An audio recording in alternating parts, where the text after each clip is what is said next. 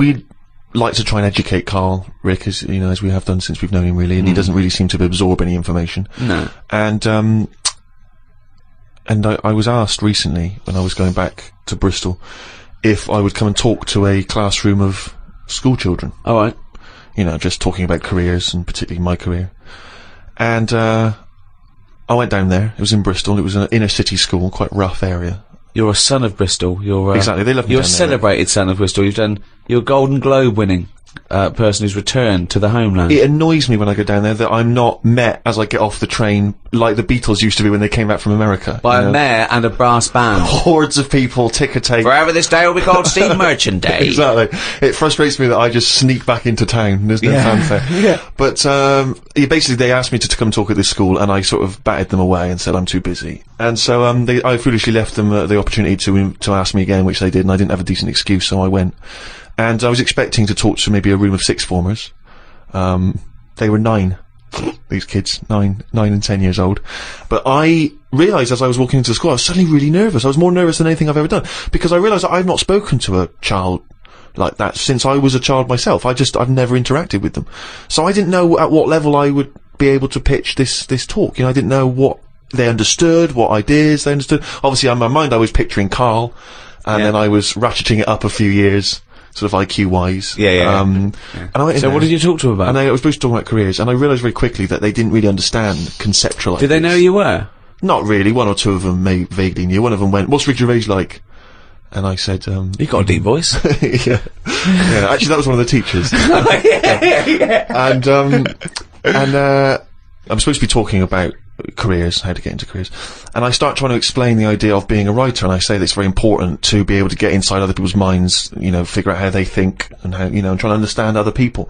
But this, they didn't really seem to grasp. They started talking amongst each other.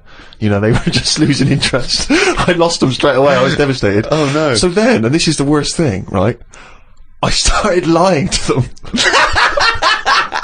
Because I realised that every time I told a slight lie, because I thought they'd be interested, they were. So I know Justin Timberlake. You're not joking, right? They said, one of them said, "I understand you used to be a DJ," and I went, "Yeah, it's great being a DJ because you get to meet pop stars like Robbie Williams and Beyonce." Never met either of them.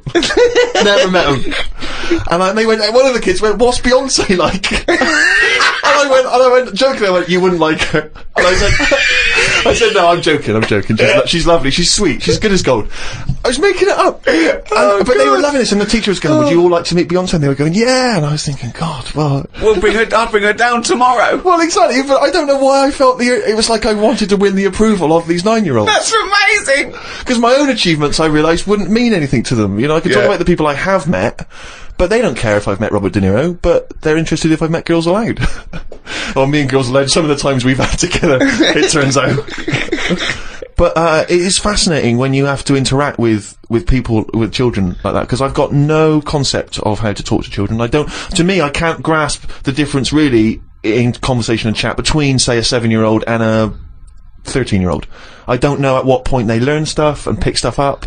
Do they understand? Do you know what I mean? I find it really hard. I remember once when I was about 9, the headmaster, deputy headmaster, used to do a little fable. I've talked about him in stand-up. He used to do a little fable. There's one I remember where he got a tube of toothpaste, and he got someone up. He said, "You, come out here. Squeeze this tube of toothpaste out on this board."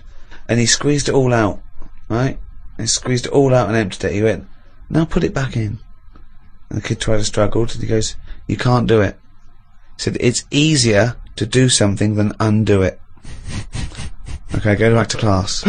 Like people are going, "Oh, I get it. I know what he means." Yeah. They're just thinking, don't squeeze all the toothpaste out. Yeah. Just save some. Yeah. I mean, you know, there's no way they're going to take on that exactly. metaphor at the age of 9. It's too conceptual, yeah. Yeah, exactly, yeah. Just stop misbehaving or I'll smack you. That worked.